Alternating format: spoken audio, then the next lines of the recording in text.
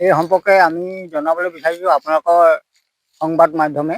আমাৰ টেঙানী অঞ্চলত বিশেষকৈ আমাৰ গেৰুকানী গাঁৱত সকলো জেগাত হৈছে যদিও একদম ভয়াৱহ মহামাৰী ৰূপে দেখা দিছে। খৰাং পীড়িত অঞ্চল, আমাৰ ছমাহদিন পানী নাই। আৰু মুখ্য আমাৰ উদ্দেশ্য হৈছে আমাৰ গোটেই সৰ্বাংগীন আমাৰ পৰিয়ালৰ চলাৰ গোটেই কৃষি হ'ল মুখ্য আমাৰ কৃষি হ'ল চাহ খেতি।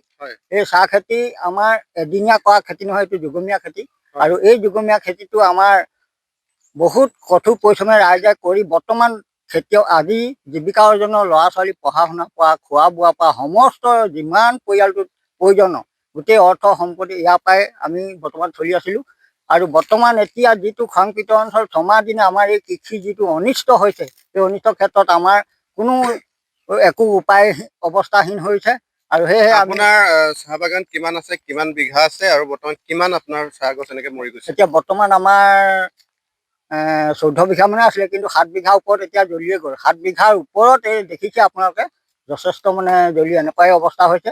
আৰু মোৰ লগতে আমাৰ এই অঞ্চলটো প্ৰায় 10 বিঘা 12 বিঘা সকলো খেতিয়কৰ প্ৰায় খেতিয়কসকল মোৰ লগত আছে। তেখেতলোকৰ প্ৰায় প্ৰত্যেকৰে মানে মুখত কাৰো আনন্দ হাঁহি নাই। গতিকে এই সম্পৰ্কে আমি চৰকাৰৰ ঘৰলৈ কৰ্ণগোচৰ কৰিবলৈ বিচাৰোঁ যে ইয়াত আমাৰ অন্তত নহ'লেও যদি জলসিঞ্চনৰ এটি ব্যৱস্থা কৰি দিয়ে আমি ৰাইজে যথেষ্ট উপকৃত হ'ম বুলি দুখীয়া ৰাইজে আমি আশাৰে বাট চাইছোঁ। আৰু তেখেতলোকৰ আপোনালোকৰ নিউজৰ যোগেদি তেখেতলোকলৈ আমি সংবাদ প্ৰেৰণ কৰিছোঁ।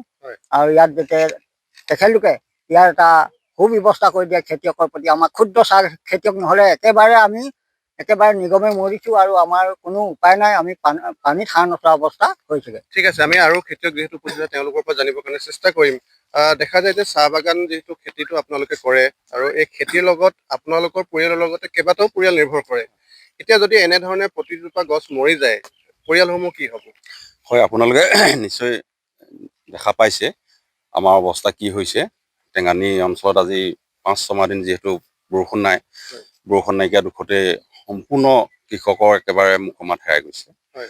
তাৰ লগতে ক'বলৈ যাওঁ, আমি আচলতে আজি ভগৱানকো খাতি কৰা হৈছে। ধূপদীপ যেনেধৰণে পাওঁ ভোগ সহ আগবঢ়াইও খাতি কৰিছোঁ। তথাপিও ভগৱানেও দয়া কৰিব বুলি ভাবি আছোঁ, কৰা নাই আজিলৈকে। এই আপোনালোকৰ চেনেলৰ যোগেদি আমি CM ছাৰলৈও অনুৰোধ জনাব বিচাৰিছোঁ যাতে এই টেঙানী নিচলা ৰাইজৰ মুখত হাঁহি আনিবৰ কাৰণে নিশ্চয় কিবা এটি পদক্ষেপ ল'লে আমাৰ কৃষকসকল উপকৃত হ'ব। আৰু আপুনি আগত কৈছিলে যে আমাৰ শ্ৰমিকসকল যিহেতু চাহ খেতি বুলি ক'বলৈ যাওঁতে অকল কৃষকৰে উপকৃত নহয়, কিছু আমাৰ চৰকাৰকো সকাহ দিয়া হয়। যিহেতু 10 বিঘা মাটি থাকিলে 3-4টা পৰিয়ালক সংস্থাপন দিয়া হয় আমি। ঠিক সেই অনুপাতে মোৰ এতিয়া 30 বিঘা বাগান আছে। মোৰ ঘৰতে এতিয়া স্থায়ী হিচাপে মই 6টা পৰিয়াল পুহিছোঁ, কিন্তু এতিয়া 6টা পৰিয়ালক মই কাম বন দিব নোৱাৰা অৱস্থাত পৰিণত হৈছে। যিহেতু মোৰ 20 বিঘা ওপৰত বাগান এতিয়া মৰি আদায় হৈ গ'ল, সম্পূৰ্ণ পাত পোতা নাই। ঠিক তেনেকৈ প্ৰত্যেকজনৰে একে অৱস্থাই হৈছে। সেয়েহে মই আমাৰ স্থানীয় বিধায়ক মহোদয়লৈও অনুৰোধ জনাইছোঁ, লগতে আমাৰ CM ছাৰক যাতে তেখেতে কৈ মেলি হ'লেও এই খৰাং অঞ্চলত অন্তত জলসিঞ্চনৰ ব্যৱস্থা এটা যদি কৰি দিয়ে, কৃষকৰ লগতে আমাৰ যিসকল শ্ৰমিকসকলো নিশ্চয় অকণমান হ'লেও সকাহ পাব।